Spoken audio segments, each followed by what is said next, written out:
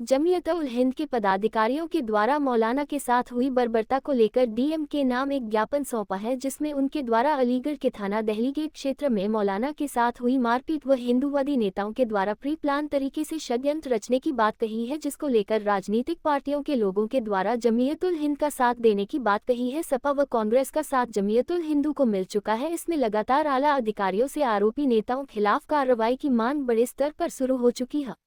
दरअसल पूरा मामला जिला अलीगढ़ के डीएम कार्यालय का है, जहां जमीयत-उल-हिंद के पदाधिकारियों के द्वारा आज डीएम अलीगढ़ के नाम एक ज्ञापन सौंपा है, जिसमें उनके द्वारा मांग की गई है अलीगढ़ के थाना दहली गेट क्षेत्र में मस्जिद के मौलाना के साथ कुछ हिंदूवादियों के द्वारा एक महिला के साथ मिलकर षड्यंत्र तरीके से मारपीट की घटना को अंजाम देते हुए शहर का माहौल खराब करने की कोशिश की गई है। सपा कांग्रेस पार्टी के लोगों के द्वारा पूरा समर्थन देते हुए आरोपियों के खिलाफ कार्यवाही की मांग की गई है, जिसमें शहर की अमन व शांति को बनाए रखने के लिए सभी के द्वारा आरोपियों के खिलाफ कार्रवाई की मांग के लिए ज्ञापन सौंपा है। अब देखना ये होगा अब आरोपियों के खिलाफ कोई कार्यवाही होगी या नहीं, ये देखना अभी बाकी है। वारदात को भी हम इसी परिप्रेक्ष्य में देख रहे हैं। अगर इन मांगों पर 3 दिन के अंदर कार्रवाई नहीं की गई तो मुसलमान व्यापक विरोध प्रदर्शनों के लिए मजबूर हो जाएंगे। मुसलमान देश के पैदाइशी नागरिक हैं और बराबर के संवैधानिक अधिकार रखते हैं। मुसलमानों की सुरक्षा और उनके साथ बराबर का सामान्यपूर्ण व्यवहार शासन प्रशासन का संवैधानिक जिम्मेदारी है। धन्यवाद। प्रीति, माननीय महापुलिस अधीक्षक, जिला जज अलीगढ़, डीआईजी अलीगढ़। परंपरा सदियों से सामाजिक परंपरा है। लोग अपने बच्चों को उनसे हाथ रखवाने, उनसे दुआ करवाने के लिए आते हैं। यहाँ ना कोई किसी को बुलाने जाता, ना कोई किसी को रोकता। एक इमाम के साथ वीडियो वायरल करके उस स्वयंभू धर्म के ठेकेदारों ने, असामाजिक तत्वों ने और गुंडों ने जिस तरह से ये तांडव मचाया, कहीं ना कहीं इसके लिए प्रशासन भी जिम्मेदार है। मैं आपको बताऊं, आप बिल्कुल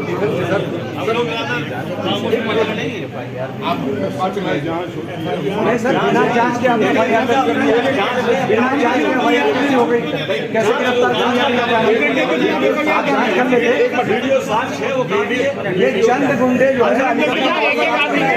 बिना जांच के आप कार्रवाई कर रहे हैं, बिना जांच के एफआईआर कर रहे हैं। ये त्वरित कार्रवाई जो है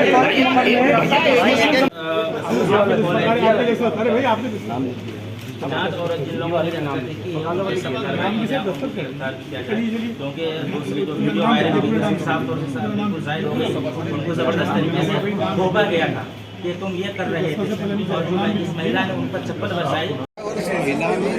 का भी आरोप है, क्या कहेंगे? बेबुनियाद आरोप। अलीगढ़ का पुलिस प्रशासन आंख बीच कर सत्ता के दलालों के साथ उनके आरोपों पर मुस्लिम पक्ष के खिलाफ कार्रवाई कर रहा है। ये कहीं ना कहीं आप बताइए, क्या इमाम साहब महिला को लेने गए थे या उन्होंने बुलाया था?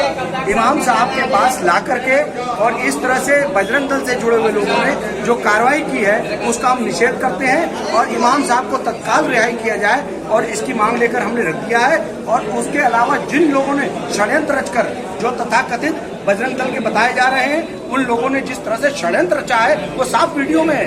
उनके खिलाफ कठोर कार्रवाई किया जाए क्योंकि ये अलीगढ़ के अमन और शांति के लिए बेहद जरूरी है। और एक इमाम साहब को पुलिस प्रशासन बिना जांच पड़ताल के एक इतने संगीन धाराओं में, धर्म परिवर्तन के धाराओं में मुकदमा करके उन्हें जेल दे देता है।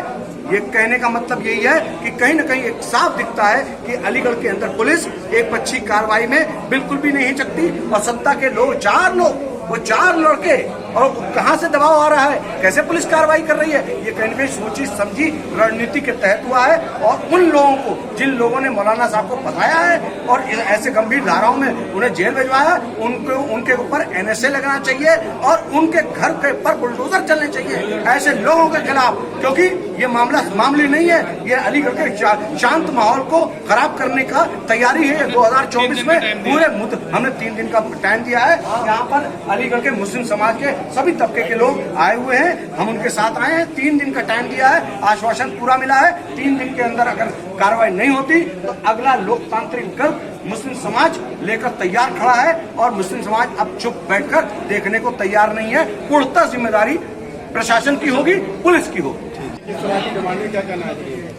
देखिए, जो परसों क्लाटगंज मस्जिद के इमाम साहब के साथ घटना हुई, इसकी जितनी निंदा की जाए कम है।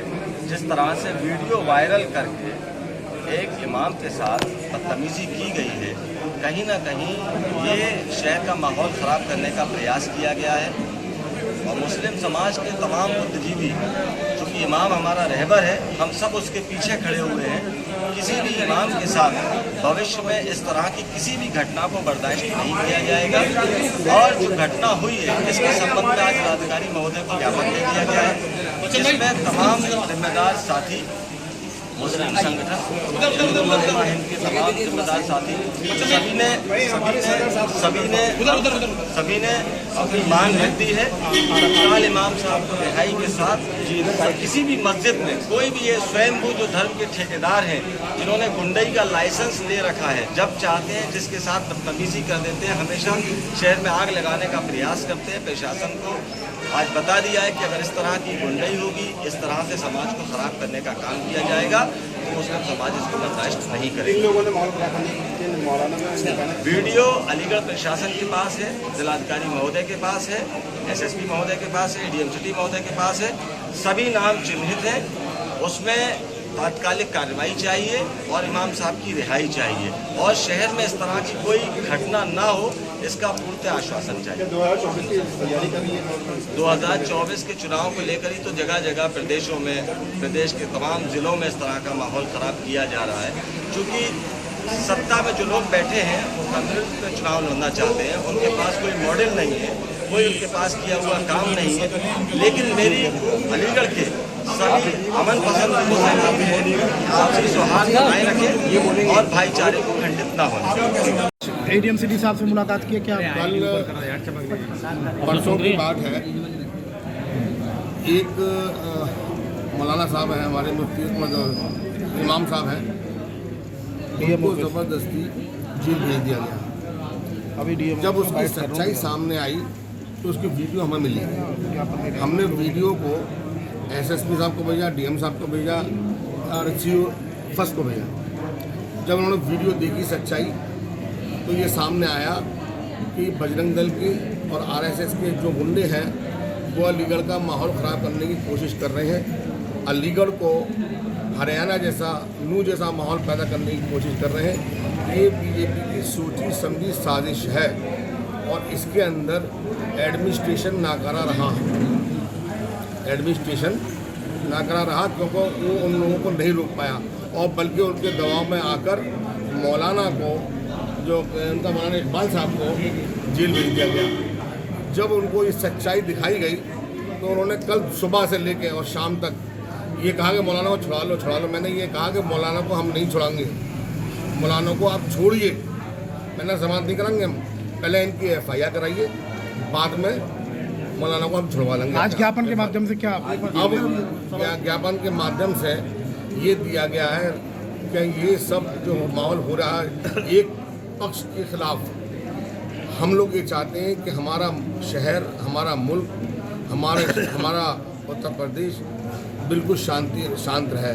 लेकिन भाजपा के कार्यकर्ता मुस्तकिल मुसलमानों को टारगेट किए जा रहे हैं और माहौल को बिगाड़ने की कोशिश की जा रही है।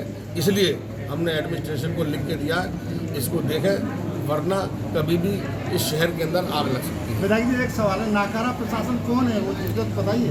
जो ऐसे लोगों को संरक्षण देगा वो नाकारा है। आपके कौन दे रहा संरक्षण? जो भी दे रहा है एडमिनिस्ट्रेशन, हम एक हम तो पूरा एडमिनिस्ट्रेशन, मैंने पूरा एडमिनिस्ट्रेशन मैंने दे रहे हैं, सुन लीजिए, या एडीएम या जब उत्तर प्रदेश का मुखिया एक एसएसपी को रोकने में नाकाम रहा, जब एसएसपी ने बरेली के अंदर बलवा होने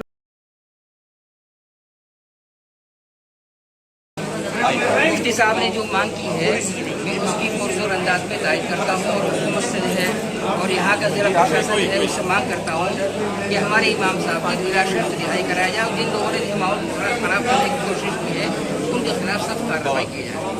दिया है वो उनमें से एक पार्टी है, तो इनको खामोश करिए। अच्छा, तो आपसे जो कहना है वो ये कहना है कि इमाम साहब के खिलाफ जो कार्रवाई की गई है और जिन लोगों ने ये हरकत की है लड़कों ने, वो अपने को बजरंग दल से वाबस्ता करार देते हैं हमको नहीं मालूम कि बजरंग दल के हैं या नहीं, लेकिन बजरंग दल के दावा करने वाले बहुत से ऐसे गुंडागर्दी के कामों में इन्वॉल्व रहते हैं। और लॉ एंड ऑर्डर ये हुकूमत का काम है, प्रशासन का काम है, डीएम और एसएसपी और दूसरी उनकी टीम का काम है। उसके खिलाफ ये हो रहा है। एक झूठा मुकदमा लिखा गया है। हम 3 दिन की हमने लिखत में बाकायदा दरख्वास्त की है कि 3 दिन के अंदर इमाम साहब को बगैर किसी शर्त के और उन पर जो झूठा केस लगाया गया उसे हटाकर कार्रवाई करके उनको जेल से रिहा किया जाए और जिन लोगों ने ये बदमाशी की है उनके खिलाफ कार्रवाई की जाए। अगर ऐसा 3 दिन के अंदर नहीं हुआ तो हम लोग मजबूर होंगे अगली कार्रवाई करने और मशवरा करने के लिए।